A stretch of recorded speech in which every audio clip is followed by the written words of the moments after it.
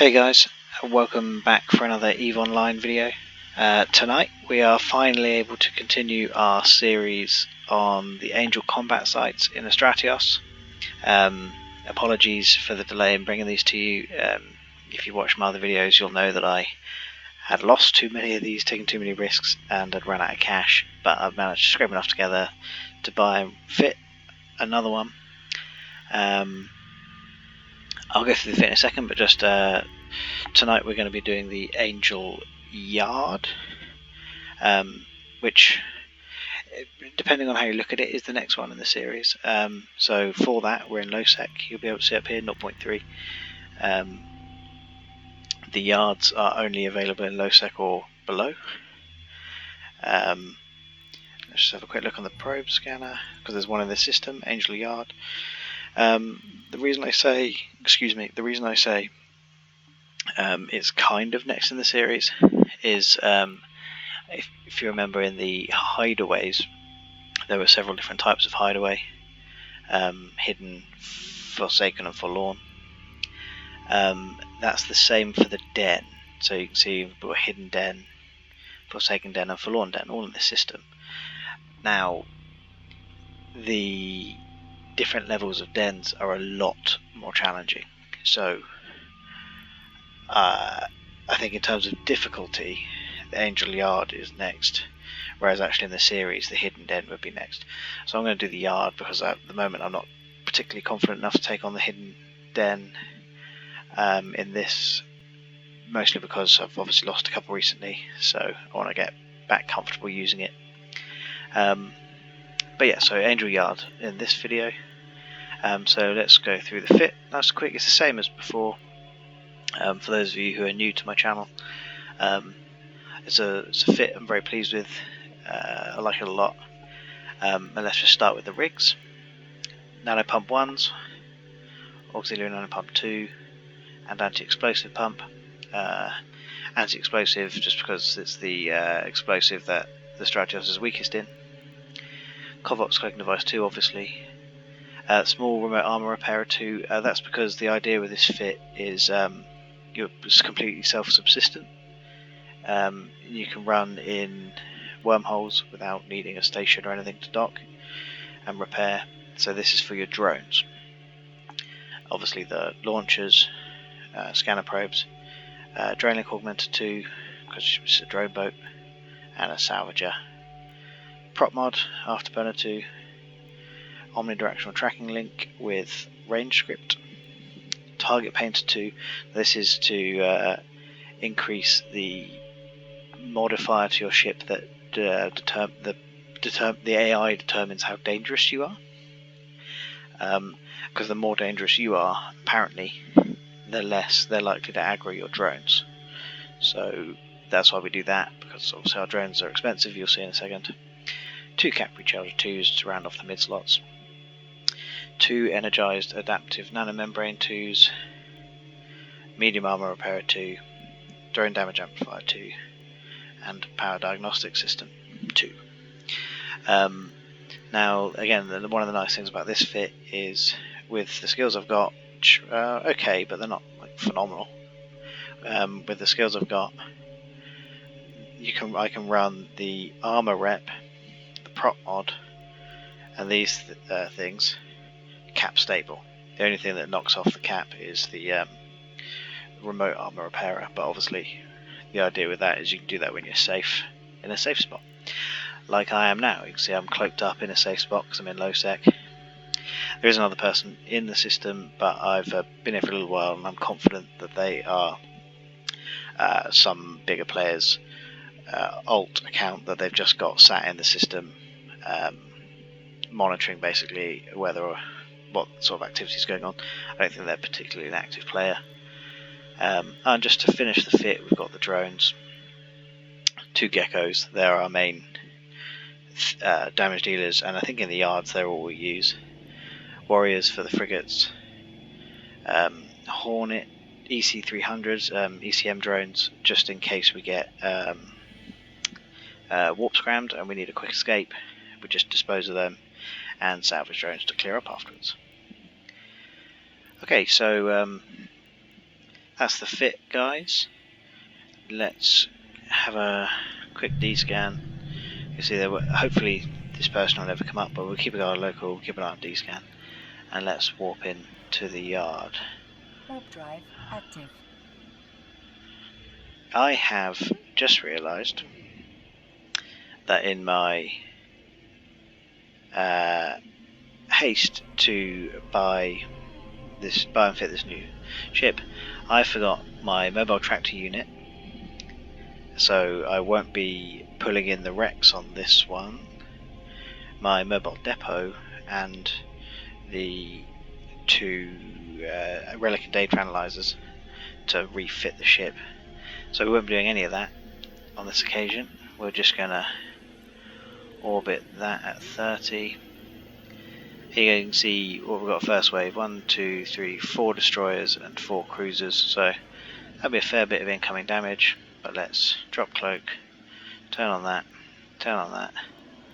drop the geckos, turn on that because we can, because we'll be cap stable, and start locking the desis. I like to just go through basically in order of size. There's not, as far as I know, there will be triggers, but again, hopefully we're strong enough to not need to worry about triggers and just get through it as quickly as possible. Our geckos are not starting well here. There we go, that's better. Let's get them going. They should blitz through the destroyers very quickly. There we go.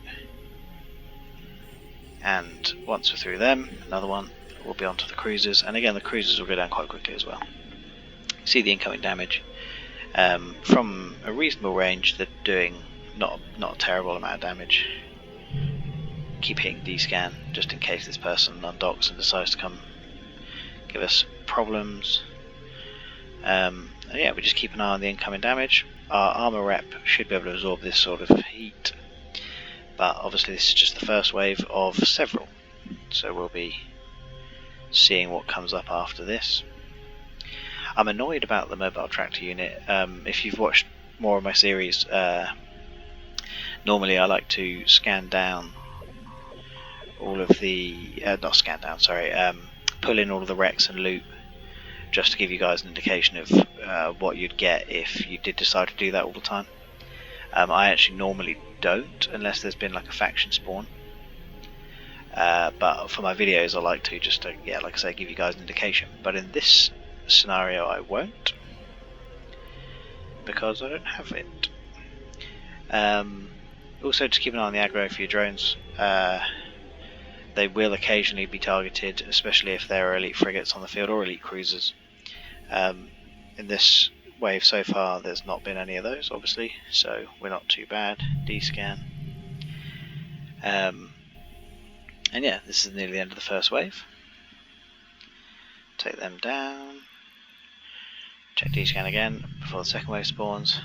Okay, I like to go for the turret first, so get rid of that. Cruiser, and then we've got 3 battle cruisers, which I will lock up as well. And set the target painter on the last battle cruiser just so that it's running.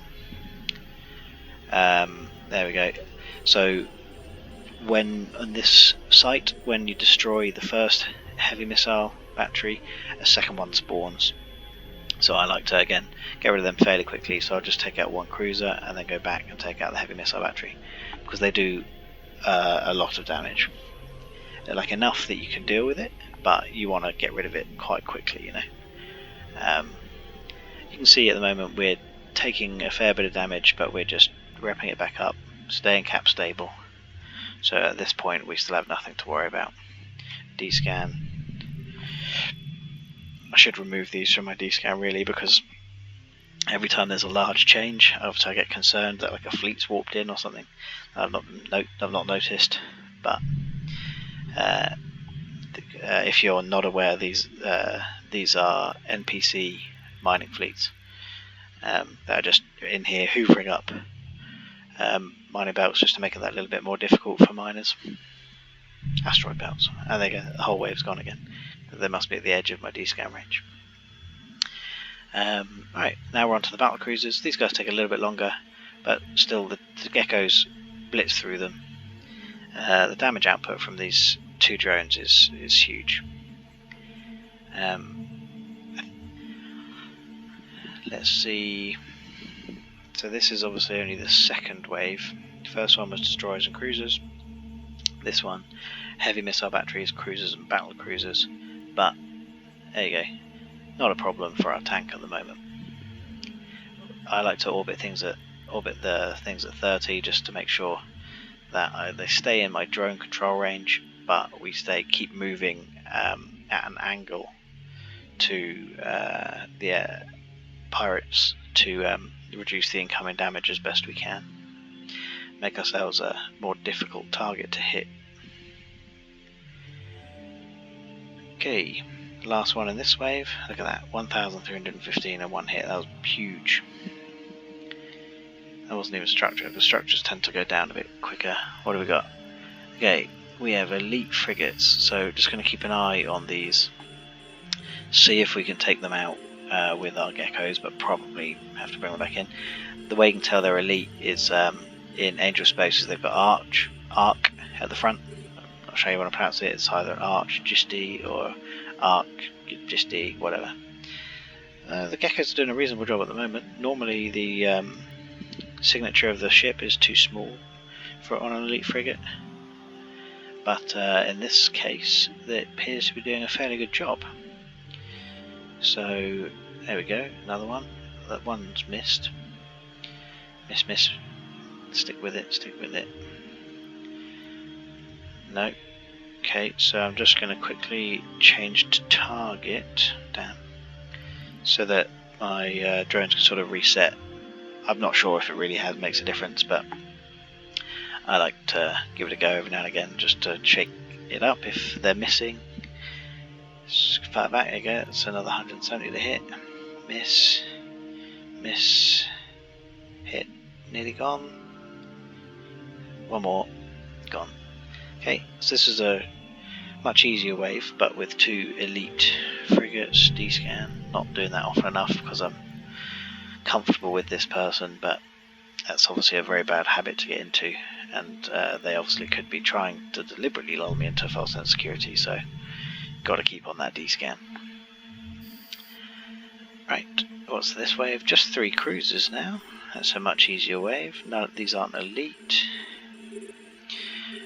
The other thing when you get into this sort of level of combat site is the bounty on the vessels is obviously much nicer. So the cruisers run a bounty of about 50,000. The battle cruisers run about 100 to 130,000. The elite frigates are around the 20,000 mark. So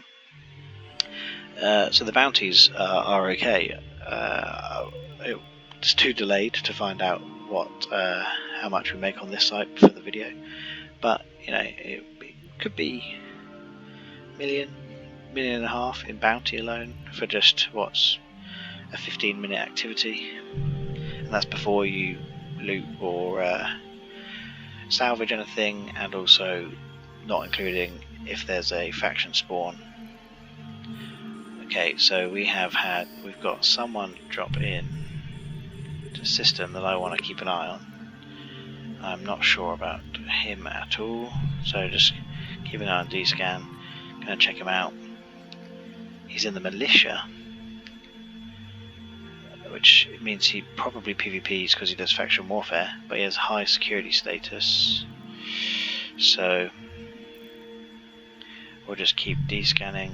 He's likely in a Mammoth, so I'm not concerned. Mammoth is an industrial, doesn't do any damage. It might be a bait ship, but it doesn't do any damage, so we'll keep an eye on it, but not concerned about him. Take out the distant phalanx. Now that's a cruiser up and nice and high, and then 375,000 for this battleship. Now this is a battleship.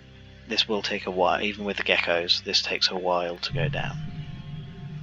This is one of the lower level battleships, at 375. A lot of battleships apparently can push 1 million, maybe go slightly over. But this is an easier one, but you can see the length of time it takes to get through the shield. Damage output from the Geckos is high, but it still takes a moment, and they have some form of shield rep as well that you have to break through. So without the correct damage output, without Geckos or heavy drones, you might struggle to get through the battleship on this site. And obviously, you don't. The quicker the better, because you're in low sec. You're not safe in inverted commas. You know, you need to make sure that that's okay. So that's the site done. Turn to drone bay, pull them back in. I'm just going to turn these off and cloak up now, just to make myself safe, because this site will have been removed from the area, so is now, unless someone scans me down with combat probes, I am safe. Although what I didn't know is if you cloak when your drones are out, that's interesting. For anyone who didn't know, if you cloak when your drones are out, you lose connection with them, and you do not want to do that with Geckos. Return to drone bay. These guys yesterday cost me 175 million each, so you do not want to do that with Geckos. But that's it, guys. That's the site. I hope you enjoyed it. I'm glad to be back. I don't want to take too much of a risk, but I will give the Hidden Den a go and see if I can bring you a video on that. I'll also, now that I've got my Stratios back, I can look at doing C1 and C2 wormhole combat sites again, and some abyssal space filament combat sites. And yeah, so if you enjoyed this video and you want to see more combat sites in Stratios, please like the video, please subscribe to the channel, because I will be bringing more out. And also, I am in the process of putting together a planetary interaction or planetary production series at the moment.